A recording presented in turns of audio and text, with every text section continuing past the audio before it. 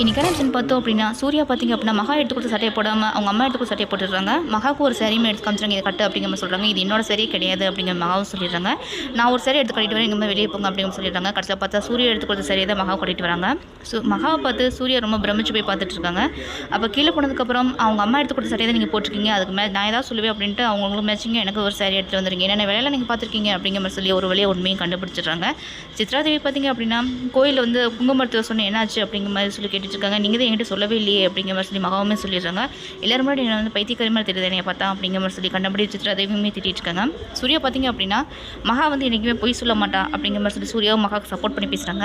மகா பார்த்திங்க அப்படின்னா ஃபங்க்ஷன் எப்படியும் ஆரம்பிக்கிறதுக்குள்ளாடி நம்ம உண்மை எல்லாமே சொல்லிடணும் அப்படிங்கிற மாதிரி யோசிச்சுட்டு இருக்காங்க. நாளைக்கு என்ன பார்க்க போகிறோம் அப்படின்னா சூர்யா வந்து ஃபங்க்ஷன் நடந்துட்டு இருக்கும்போது கோவமாக வந்து நிறுத்துங்க அப்படிங்கிற மாதிரி சொல்லி தட்டெல்லாம் தள்ளி விட்டுட்டு இருக்காங்க. எல்லாருமே இதை பார்த்து அதிர்ச்சி ஆயிடுறாங்க. ஒருவேளை ஐஸ்வர்யா வந்து கர்ப்பமாக இல்லை அப்படிங்கிற உண்மை வந்து தெரிஞ்சிருக்குமோ இல்லையா அப்படிங்கிறத அடுத்த எபிசோட் பார்த்து